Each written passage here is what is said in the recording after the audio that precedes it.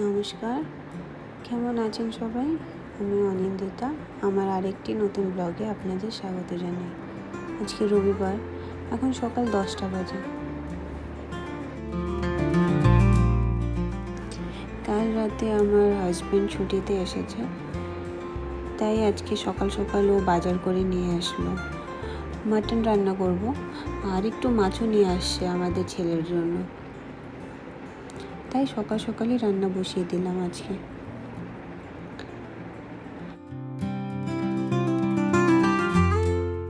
মাছগুলোকে ধুয়ে নিয়েছি আর লবণ হলুদ মেখে দিয়ে এবার ভাজা করতে দিয়ে দিচ্ছি।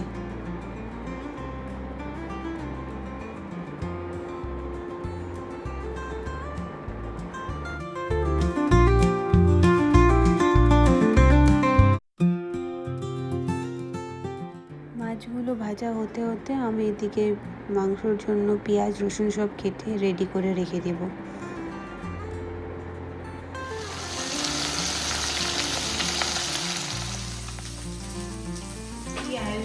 মাছগুলো ভাজা হয়ে গেছে, তাই এবার নামিয়ে নিচ্ছি। আর কয়েকটা মাছের পিস আছে, ওগুলো ভাজবো, তারপরে মাংসটা বসিয়ে দেবো।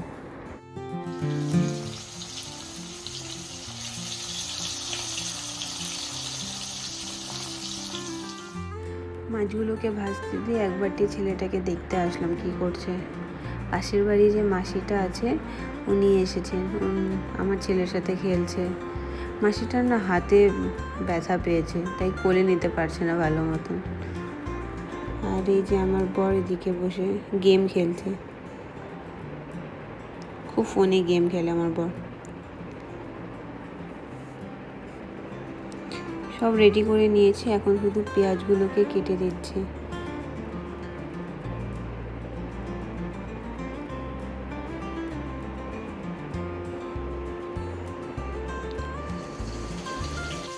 আমার বর বলতেছে একটু মাংসটাকে ম্যারিনেট করে রাখতে, তাই ওই মতন করে ম্যারিনেট করে রেখে দিচ্ছি।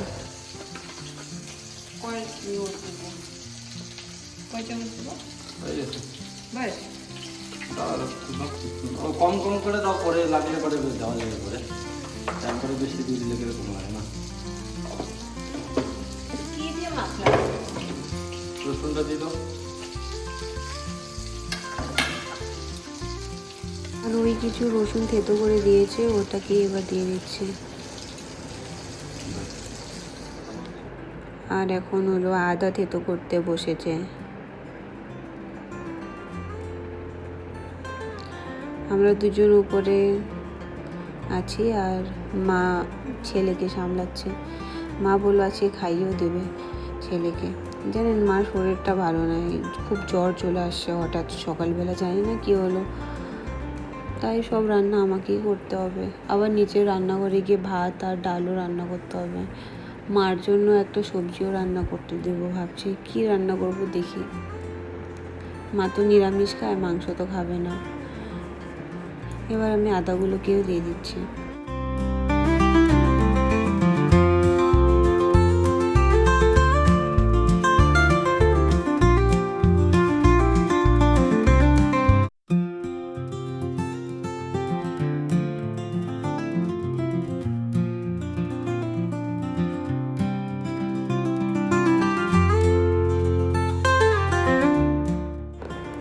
মাংসটাকে ভালো করে চটকে চটকে ম্যারিনেট করে রেখে দেব কিছুক্ষণ।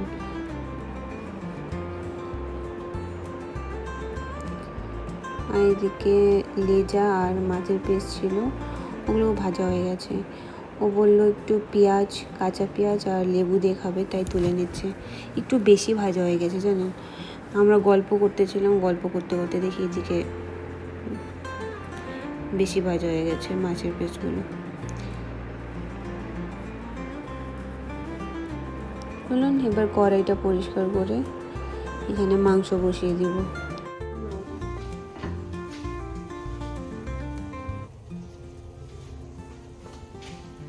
বাস ঠিক আছে, খেয়ে দেখো।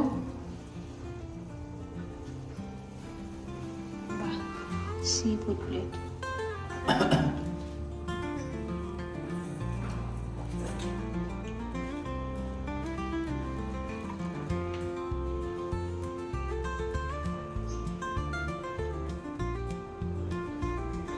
কেমন টেস্টি? ভালো আছে, স্বাদ আছে। ভালো লাগতেছে? অনেক কাটা তো। এতে কাটা থাকে না।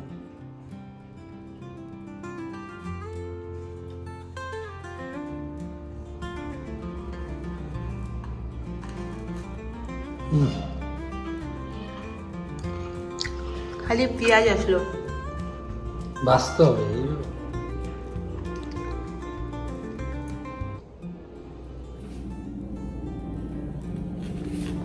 ভালো আছে।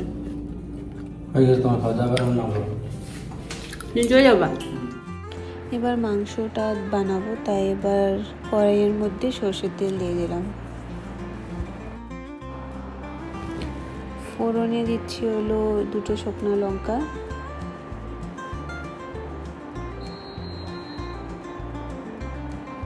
আর একটা তেজপাতা দিয়ে দিলাম,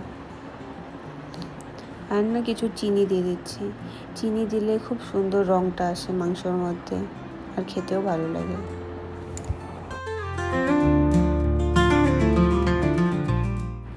এবার কেটে রাখা পেঁয়াজগুলোকে দিয়ে একটু ভেজে নেব, বেশিক্ষণ ভাজবো না, হালকা ভেজে তারপরে মাংসগুলো দিয়ে দেবো।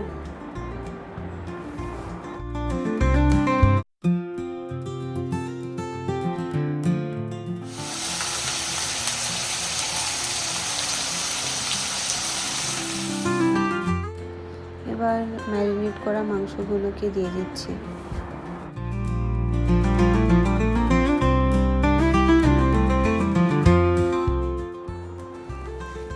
আজকে মাংস পিসগুলো অনেক বড় বড়, আর আমিও কেটে ছোট করলাম না, বড় বড়ই থাক আজকে। আর মাংসটা বেশ ভালো পেয়েছে দেখলাম, বেশি তেল নেই মাংসতে। আমাদের এখানে না এরকম দেশি ভালো মাংস পাওয়া যায় না, ওই বিহারি খাসি না কি বলে ওইটা পাওয়া যায়, আর ওটাতে প্রচুর তেল হয়, আর আপনাকে তেল নিতেই হবে। এই পিসটা না একটু বেশি বড় হয়ে গেছে, কাটবো ভাবছিলাম,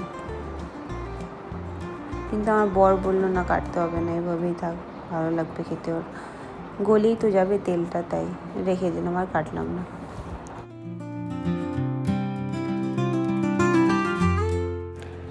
এবার এর মধ্যে আমি একটু জিরে আর ধনে গুঁড়ো দিয়ে দিচ্ছি, আবার মিক্স করে নেব, ভালো মতন কষাবো মাংসটাকে। আজকে প্রেসার কুকারে সিদ্ধ করব না, কড়াইতেই কষাতে কষাতে সিদ্ধ করব।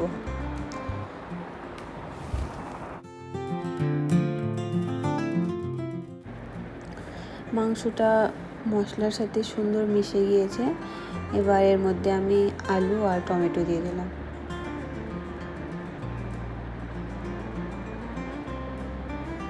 এবার এটাকে সুন্দর করে কষাবো, অনেকক্ষণ ধরে কষাবো আজকে।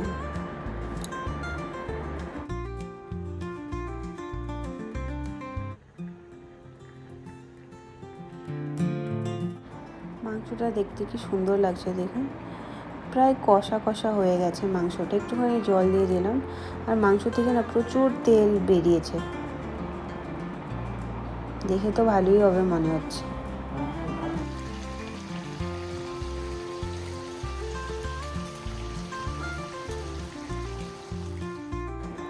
মাংসটা সুন্দর কষানো হয়ে গেছে, এক পিস খেয়েও দেখলাম হালকা সিদ্ধও হয়ে গেছে, এভাবেও খাওয়া যাবে। লবণটা একটু কম ছিল, তাই আরেকটু লবণ দিয়ে দিয়েছি। এবার আমি মাংসর ঝোলের জন্য জল দিয়ে দিচ্ছি, গরম করেছি জলটাকে, ওটাই দিয়ে দিচ্ছি।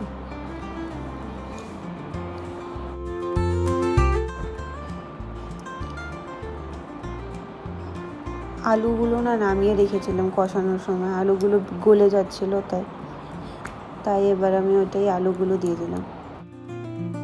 আমার মাংসর ঝোল রেডি হয়ে গেছে, উপর থেকে একটু গরম মশলা ছিটায় দিয়ে দিচ্ছি, আর বেশিক্ষণ রাখা যাবে না, নাহলে আলুগুলো একদম গলে আলুর ভর্তাও লাগবে খেতে, ভালো লাগবে না। আর উপর থেকে কিছু ধনেপাতা দিয়ে দিচ্ছি, ব্যাস তারপরেই নামিয়ে নেব এবার গ্যাস অফ করে।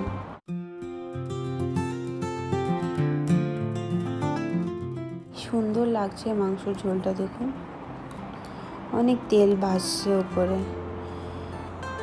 এবার আমি বরকে খেতে দেব, তাই ওর জন্য বেড়ে দিচ্ছি।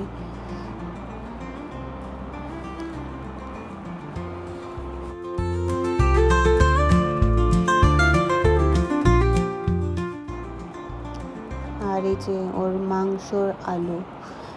বাঙালি মানুষ মাংসর আলু খুব প্রিয়। আর একটা রসুনও দিয়ে দিচ্ছি।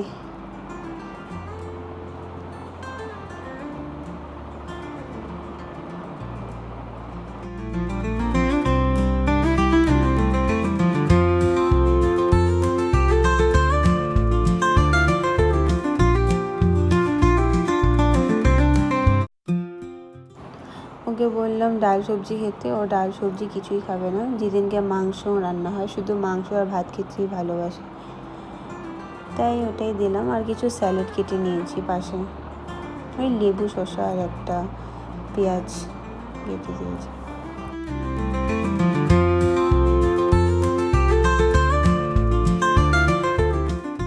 চলুন এবার ও খাক আর আমিও সাথে খেয়ে নিই।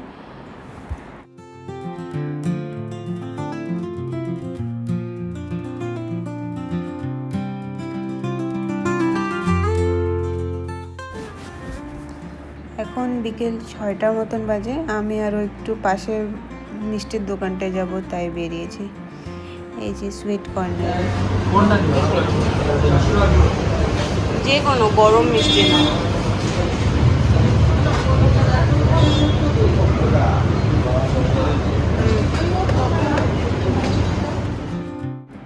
সুইট কর্নারে এসে এই মিষ্টি দইটা নিলাম, খুব সুন্দর খেতে। মালাইয়ের মিষ্টি দই বোধহয়। বাড়ির জন্যও নিয়ে যাব, কিন্তু তার আগে একটা খেয়ে নিচ্ছি এখানে। এত টেস্টি হবে ভাবতে পারিনি। আমার এত খেতে ভাল লাগে না, তাই ছোটোটা নিলাম, কিন্তু এত ভালো লাগছে মনে হচ্ছে আর একটা নিতে হবে। চলুন এবার খেয়ে নিই। খেয়ে দিয়ে আবার আজকে আমাদের বাড়ির পাশে যে ইউনিভার্সিটিটা আছে ওইখানে যাব একটু ভাবছি। অনেক দিন হলো জানেন, একা একা বের হই না, শুধু দুইজনই। বাচ্চা হওয়ার পর তো বের হওয়ানোর সুযোগই পাওয়া যায় না। আজকে একটু পেয়েছি, তাই ভাবলাম চলো একটু ঘুরে আসি অনেক দিন পর।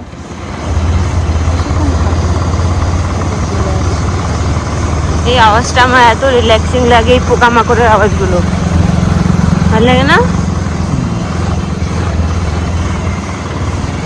খুব মিস করি, আগে আমরা কত আসতাম।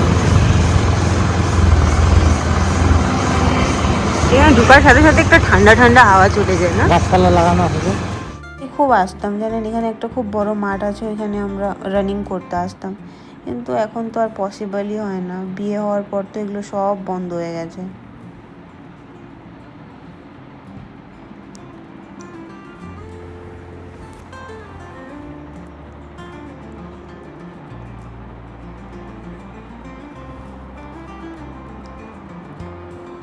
বাচ্চারা দেখুন কি সুন্দর স্কেটিং করছে। এত সুন্দর এখানকার পরিবেশ, সবাই হাঁটতে বের হয় এই বিকাল হলে।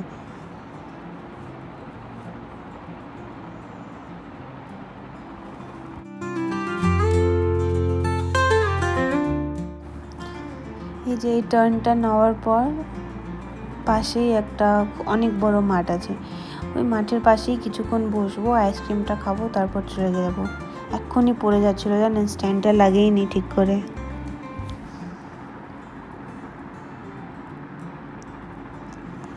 সুন্দর। কয়দিন পরে এই আম গাছগুলোতে আম হবে। এটা জামের গাছ।